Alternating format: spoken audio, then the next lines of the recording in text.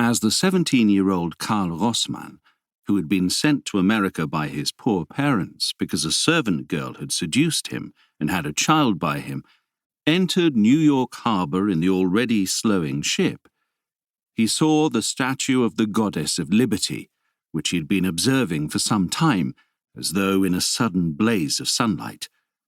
Her arm with the sword stretched upward, as though newly raised, and the free breezes wafted around her. So high, he said to himself, never thinking of leaving the ship, and gradually getting pushed over to the railings by the ever-growing crowd of porters streaming past him. A young man whom he had got to know slightly during the voyage said in passing, "What, aren't you keen to get off the ship?" "I'm quite ready," said Karl, smiling at him, and from high spirits and because he was a strong lad, he lifted his suitcase onto his shoulder.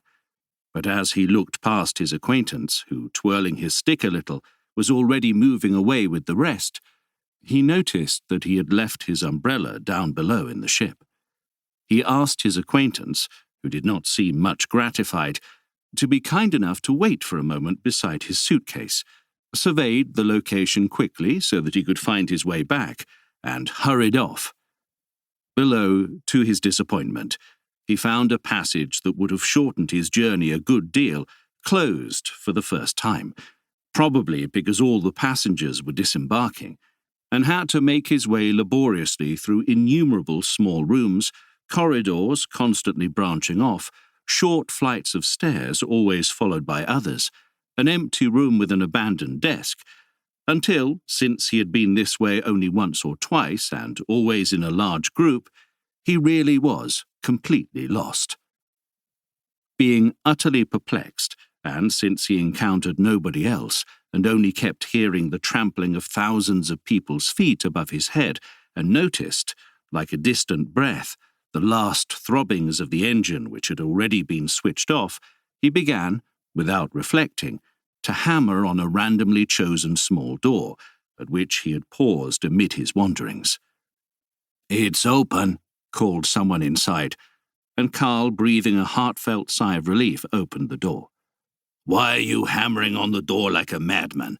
asked a huge man, barely glancing at Karl.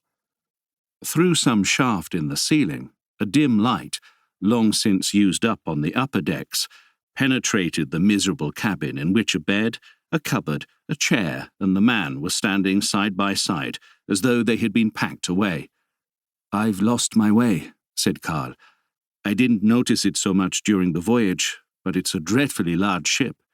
"Yes, you're right there," said the man with a touch of pride, as he fiddled incessantly with the lock of a small suitcase, repeatedly pressing it shut with both hands in order to hear the bolt snapping into place. "But come on in," went on the man. "You can't just stand outside." "Aren't I disturbing you?" asked Karl. "Oh, how can you disturb me?" "Are you a German?" said Karl, seeking reassurance, as he had heard much about the dangers, especially from Irishmen, which threaten newcomers to America. That's right," said the man. Karl was still hesitating. Then the man unexpectedly seized the latch, quickly pulled the door shut, and pulled Karl inside with it.